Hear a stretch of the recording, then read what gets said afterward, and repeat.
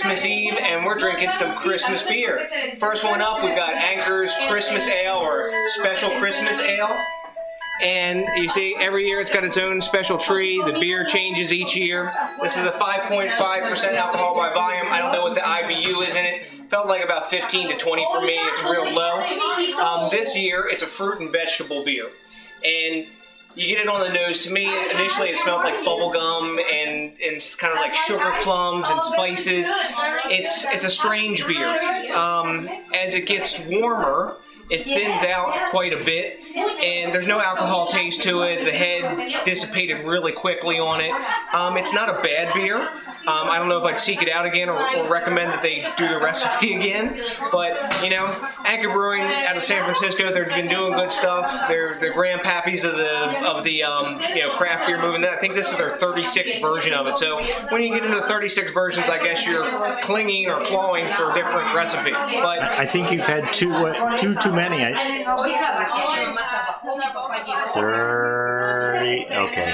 38. 38. Oh, that's too few. Too few. It doesn't focus. What the hell? It's empty though. Empty, exactly. So, what do the other guys give it? Beer Advocates give it an 84, and Rate Beer's give it a 98. I'm gonna give it an 81. It's kind of meh to me. 81. 81. Oh, when did we start giving numbered grades? Oh, okay. B minus. There you go. We're gonna go with B minus. Yeah. After a couple more beers, I'm not gonna be able to delve into numbers anymore. So that's probably a good idea. What do you think on it, Johnny? Letters are good. I'm gonna give it a C plus. It didn't do much for me. Yeah, there was some bubblegummy smell and all that at the beginning. It's something that has to be drank, I think, a lot faster than usual. We like to almost rest our beers and try to see what flavors develop. Yep. This beer isn't to do that. It got watered, thinned out all along. I didn't care for it towards the end. Probably would have been better if I drank it right up and down in one gulp once it was poured. But yeah, I'm C plus. I'm glad we bought one of this. This is one where if you bought a 6-pack, guys, you may be hacked off. So give it a try if you want, but buy one first. So I'm gonna final chug this. I'm getting pumpkin beer flashbacks, guys. I hope the next one's better. Pumpkin beer, Christmas beer. Cheers! Bye. All right, BrewTube, we're back, as you can see. John's not feeling the happiest right now. No. What are you trying to say there, Johnny? No likey? No likey. It's bringing back horrors of the great pumpkin festival of the fall. Bad beer. These are naughty beers, and they should not brew them anymore until they get them right, and then they'd be good beers. Now we are going with Goose Island Christmas Ale. Yeah, I bought the bottle first and then went back and I had a tasting and realized, oh, I shouldn't have bought the bottle. So we decided it's better if two people get rid of the one bottle than just one person getting rid of the one bottle. In other words, he didn't want to drink the whole thing himself and wanted me to be tortured as well. There you go. So basically we got a brown ale, 7.3 ABVs. His V's look like U's. Yeah. This is basically the Anchor Brewing with hops. So, you know, just some of that sugar plum, bubblegum crap that we smelled in the first one that we are smelling in this, but just a little bit hoppy. I have to say, for me, it's a C plus again. I just really don't think we should spend much more time on this. Dane or DJ, you can give us your take, and I'm just gonna down this so we can get this over with. The only thing I got to say is meh, and I'm getting those freaking pumpkin beer night flashbacks also. Yeah. Maybe it's like a Christmas beers and pumpkin beers. They've all got to make them and do their thing, but I'm giving it a C plus. That's all I can give it. It's not a horrible beer, but I would never seek it out again. They say they change the recipe every year. They need to change this junk because it Need sucks. to go back to a recipe that was good. They need to burn it in the incinerator. But anyways, you guys may like it. If you do, that's great. Let us know. Tell us, we don't know what we're talking about. Tell us why, and we'll get a little dialogue. But I don't know if I'm going to believe you because it tastes like crap to me. Yeah. So on to the next good beer, hopefully. Yes. Bye-bye. All right, guys, we're back. We've switched. Oh, shit. Here he goes again. Feliz Navidad. We got a beer right off the plane this afternoon from Mexico. This is... Hold on a second. Hola, amigos. Hoy John es el anfitrión de DJs BrewTube y él va a presentar esta cerveza para ti. ¿Qué es, John? Ayúdanos. Es la chingadería, Es mi buena español. It is the Armagator, the Cat Love IPA Imperial. It is 100% artisanal. Yes. It is 100% IBUs and 9% alcohol by volume, which doesn't measure up to any tequila down there in Mexico. And for you guys who don't know, La Chingoneria means good fucking brewery. Yeah. It is a not too bad of a brew. It was very piney at the start. As it's warmed up after eating the pork. Oh, man. Yeah. Let's see. Very piney. I think I just said it before the craft beer farts. Before the eruption? Yeah. The eruption of, what's the name of that mountain? I don't know. Vesuvius? No, Vesuvius.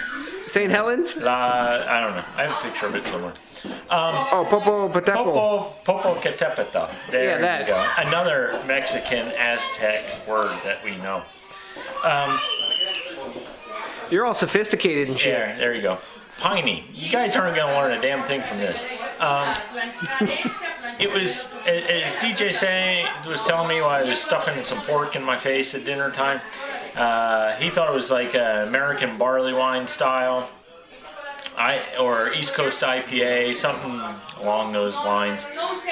I think it was a little more hoppier. It wasn't as balanced as an East Coast IPA, but it wasn't even close to West Coast. So I do like it. It was, like I said, it was fresh.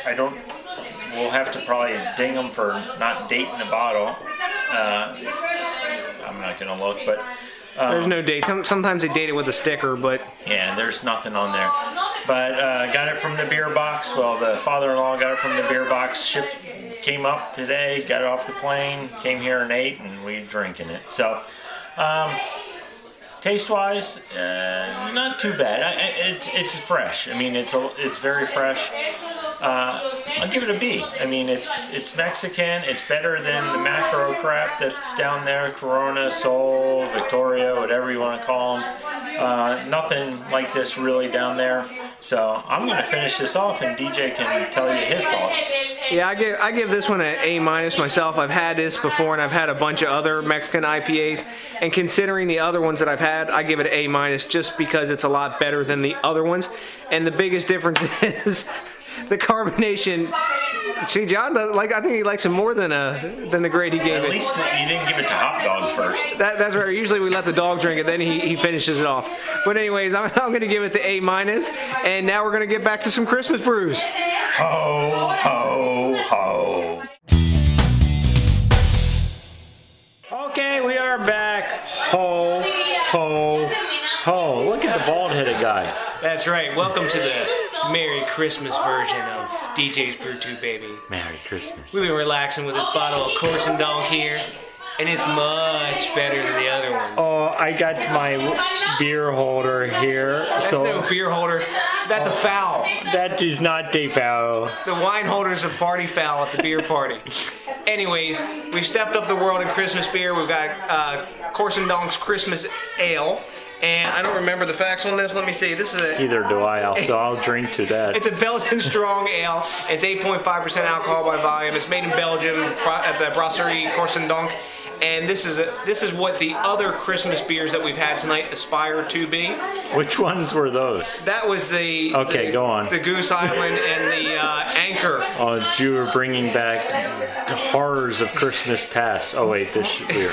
Much like the Halloween or Fall Festival party we had, this is a beer that's redeeming the other stuff. The sort of bubble gum and what do we call it? Sugar plums. Sugar plum. And spiciness and candy sugar that those other beers wanted to have in them. Please, somebody send DJ some sugar plums. Exactly. I don't really know what the hell sugar plums are, but that's what this taste is. So anyway, this is a really lovely beer. It's well balanced. It's well balanced. Yes, Johnny interrupts me when I go into my geek spasms. But to me, the best trait of this beer and all Belgian beers is the carbonation, that like velvety champagne carbonation. I really like that, and the flavor on this is spot on. I'm gonna give this one myself. I'm gonna give it a 92. I was about to say, what the hell, man? You know, Actually, go with those numbers again. You said you were going to be like far from the numbers. I'm going to give this an A. Don't forget about the number. This is an A to me. Yeah, 92 would be like an A minus. Isn't 95 an A? I don't know. It's an A. Okay, it's an A. So we'll give it a 95 then. Let's see. Beer Advocate gives it a 92, and Rapier gives it a 96. And Johnny, what do you give? I'm going to give it an A. An A. No numbers. Damn. Anyways, guys, really, really solid beer, and I think this brew would cellar really well also. It says good until 2015 on the back, but at 8.5% you can cellar it much longer than that. So anyways, on to the next beer. Feliz Navidad. Okay, ho, ho, ho. Isn't it arg, arg, arg? Arg? It's a pirate Christmas. They even got a skeleton parrot on there, too. Ooh, there he is. Hey, I'm not a skeleton parrot. I'm a beer-drinking Christmas geek, or something like that. And we've got Ballast Point Victory at Sea Coffee Vanilla Porter. So it's a Imperial Baltic Porter, and it's on, 10% alcohol by volume and 50 IBUs. What do we think about this one? Coffee. Coffee, yes. If you do not like black coffee, do not buy this beer. I like my coffee black like I like my women. Yes, I think after all this beer, my soul's black now. Anyway, that's another story for another time in another video format, possibly.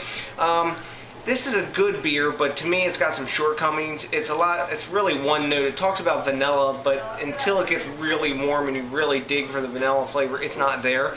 It's just coffee and more coffee and booze. I think they use some vanilla extract from McCormick's, imitation. Not real. Yeah, and see, the thing is, they brew it with coffee beans in the brew process. Then they add liquid black coffee to it after they make the beer, the porter and everything. So, to me, it's like one note. That's the problem I've got with it.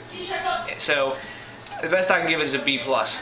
I agree. I'd say B+. For a porter, it's good. It just didn't live up to what the bottle said. It lived up to the coffee aspect. I love black coffee. I drink it every day, several cups. There was something lacking, and can't beat it down too much. But I didn't get the vanilla. I was trying to figure out what it was when first came across my mouth. I just could never figure that out, and that's what kind of disappointed me about the beer. I mean, I could taste the coffee, I could taste the roasted malt, but other than that, B+, I don't know even if you age this, because the vanilla is so subtle in it now. I don't know if you could ever, I think the booze might go down a little bit if you aged it, but then just be more coffee. So why not just get yourself a coffee and dump some bourbon in it, and you'd be good to go. You wouldn't have to buy the beer. Oh, bourbon. Yeah, bourbon's good, but heck, Rate Beer gives it 100, and Beer Advocate gives it 96. I'm just not there, guys. No. I'm like B+. Yep. So, time for my coffee shot. I can't say it's a bad finish, but ho, ho, ho, Feliz Navidad, Merry Christmas.